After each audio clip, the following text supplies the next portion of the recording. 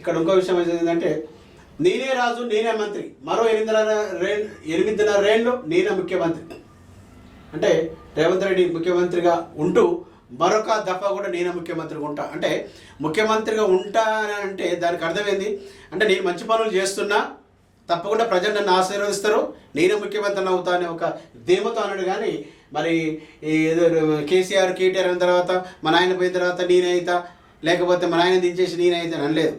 ఎందుకంటే స్వశక్తితోని స్వయంగా ఆయన కింది స్థాయి నుంచి వచ్చిన వ్యక్తి చేయబట్టి ప్రజల సమస్యలు తెలుసు, ప్రజల సమస్యలకు అనుగుణంగా ఆయన నడుచుకుంటున్నాడు కాబట్టి ఈరోజు మరి ఎక్కడో 5-6 స్థానాల్లో ఉన్న కాంగ్రెస్ పార్టీ 65 స్థానాలు తీసుకొచ్చి ఈరోజు ప్రభుత్వాలు ఏర్పాటు చేసి గత 2.5 సంవత్సరాల నుంచి కూడా దేదీప్యమానంగా ఈ రాష్ట్రాన్ని ఏలుతున్న రేవంత్ రెడ్డి మరో దఫా ముఖ్యమంత్రి అవుతాడని దాంట్లో ఏమాత్రం సందేహం లేదు.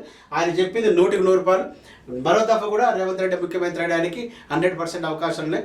ఇంకా కాంగ్రెస్ పార్టీని దాటి తట్టుకోలేక బీఆర్ఎస్ బీజేపీలు ఎన్ని కుట్ల ప్రయత్నాలు చేస్తున్నారు మనకందరూ తెలుసు.